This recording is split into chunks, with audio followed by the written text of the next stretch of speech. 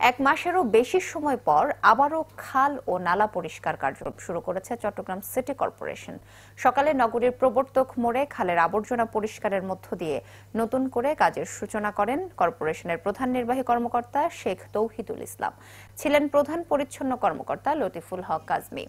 এখন থেকে নিয়মিত খাল ও নালা দখলমুক্ত করতে অভিযান চলবে বলে জানান প্রধান নির্বাহী। জলাবদ্ধতার প্রধান কারণ খালগুলোর আবর্জনা ও দখল, তাই পরিচ্ছন্নতা কার্যক্রমের ওপর জোর দেওয়া হচ্ছে বলেও জানান তিনি।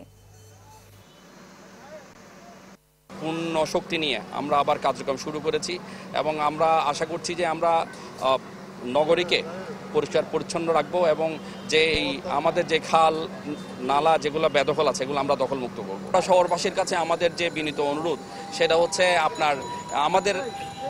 আমাদের সাহায্য করার জন্য ওনার জন্য এগিয়ে আসেন।